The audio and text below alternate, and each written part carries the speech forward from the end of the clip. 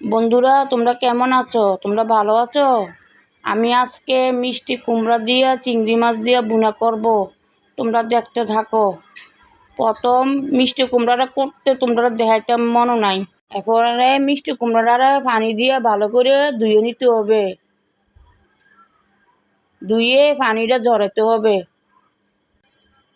নুন নুন হলুদ মাখতে হবে।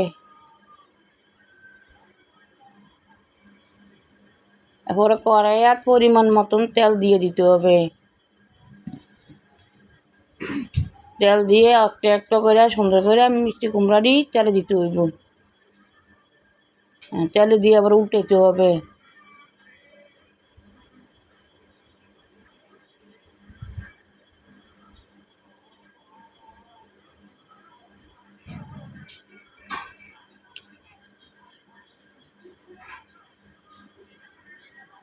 গোড়া দিয়ে রাখতে হবে কতক্ষণ। গোড়া তুললে পরে একটা একটা করে মিষ্টি কুমড়া তুলে লাগতে হইব।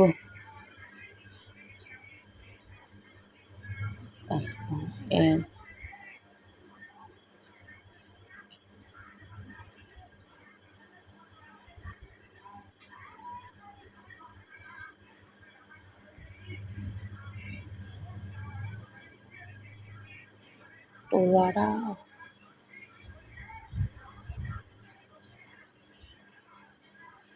এরপরে পেঁয়াজ দিয়ে দিতে হইব।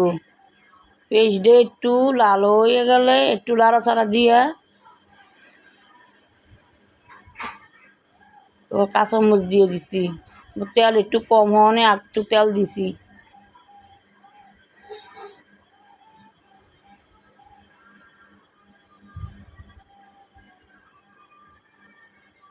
একটু লাল হওয়ানোর পরে এরপরে লবণ, হলুদ, মরিচ, ধনিয়া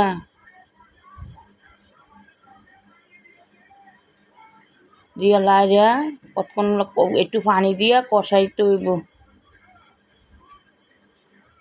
ভালো করে একটু কষাইতে হইব যখন পেঁয়াজের গন্ধটা থাকবে। এরপরে একটু চিনি দিছি। আর কদূর কষাইয়া এরপরে এক এক করে মিষ্টি কুমড়াটি দিয়ে দিব।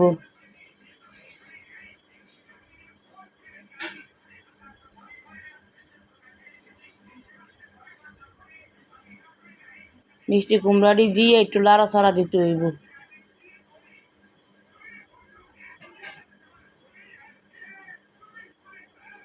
এরপর ধনিয়া পাতা দিয়ে লাড়তে হবে।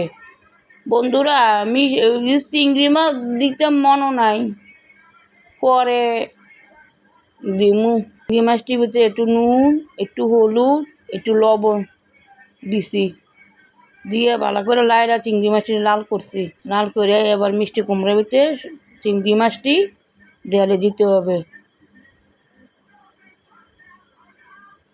ঢেলে দিয়ে একটু লাড়াচাড়া দিয়ে এরপরে পরিবেশন করতে হবে। বন্ধুরা, আমার রান্নাটা যদি ভালো হয়ে থাকে তোমরা সাবস্ক্রাইব করবা, কমেন্ট করবা, শেয়ার করবা। বন্ধুরা।